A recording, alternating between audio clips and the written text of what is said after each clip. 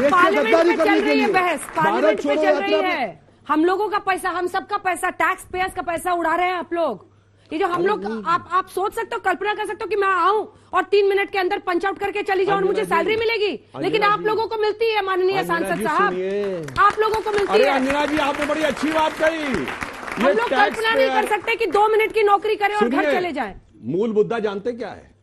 मूल मुद्दा यह है कि टैक्स पेयर का पैसा सत्ता में रह के जिन्होंने उड़ाकर करोड़ों रुपए बना लिए हैं, वो सारे के सारे मौसेरे भाई मिलके एक हो गए हैं और टेंशन डाइवर्ट करने के लिए सारा बवाल कर रहे हैं।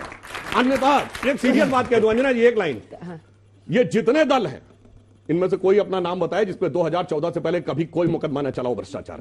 चुनौती से पूछता हूं। Janata Dal United, sir Janata Dal United तो हमारे साथ था 2014 में ना, ये पार्टी है वॉशिंग मशीन है भाई साहब, आपके साथ रहते तो फिर सोचना ही नहीं है, जितने पाप साफ हो गए पूरे दाग। निरमा वॉशिंग का देखा था ऐड, ये निरमा का ऐड आपने इसीलिए 2014 से पहले पूछा था। ये वॉशिंग पाउडर भाजपा है, बताओ। दूध की सफेदी भाजपा से आई, दूध की सफेदी 2014 से पहले पीला हो काला हो सब साफ हो जाते हैं पूरा। प्रकाश डालिए अपने अनुभवी आंखों से, कैसे समझे इसे? देश की संसद क्यों नहीं चल रही है? मेरे बाद की पीढ़ी के सारे नौजवान यहाँ पर मौजूद हैं। मैं इनकी जानकारी बढ़ाना चाहता हूं और मैं चाहता हूं ये ऐसे ही बने। इनकी भी पहली पार्टी और उनकी भी पहली पार्टी कैसी थी, मैं इन बच्चों के सामने एक उदाहरण देना चाहता हूं। मैं 9वीं लोकसभा में आया था जिसमें राजीव गांधी भी थे और राजीव गांधी जी की माता जी का जो हत्यारा था उसकी भी पत्नी थी और आसपास बैठते थे। ऐसी भी लोकसभा थी। मेरे बाद 1991 की लोकसभा आई। उस समय पाकिस्तान के जो विदेश मंत्री थे उन्होंने यूएनओ में हल्ला मचाया कि कश्मीर में ह्यूमन राइट्स जो हैं खत्म हो रहे हैं, और किसी तरह से पता नहीं किन्हीं वजह से मामला चला गया जेनेवा में ह्यूमन राइट्स कमेटी की बैठक की 95 में, ठीक है। तो ऐसा लगा, नरसिंह राव जी उस समय प्रधानमंत्री थे, उनकी उदारता थी कि उन्होंने अपना भारत का पक्ष मजबूत करने के लिए अटल बिहारी वाजपेयी उसमें जोड़े, फारूक अब्दुल्ला उसमें जोड़े और जो और अधिकारी थे वो सब जोड़े। अटल बिहारी वाजपेयी और भारतीय जनता पार्टी की राय कांग्रेस के नेताओं से भिन्न हुआ करती थी कश्मीर के मामले को लेकर के। जब वहां के विदेश मंत्री ने अटल बिहारी वाजपेयी को देखा तो ताज्जुब में हो गया कि महाराज आप यहां कैसे?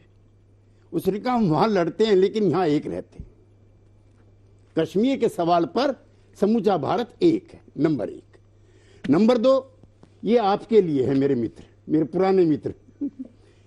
उस समय हाँ, पता नहीं फिर कब। हाँ नहीं ठीक, अभी तो इद्दत की मियाद खत्म नहीं हुई है, तलाक हुआ है। हाँ। आप चिंता मत कीजिए। आपकी पार्टी का तो अब यही कहानी नहीं, हम तो भाई सबके लाड में, हम सबके लाड में, इनके भी इसमें क्या दिक्कत है? और आपके भी खैर।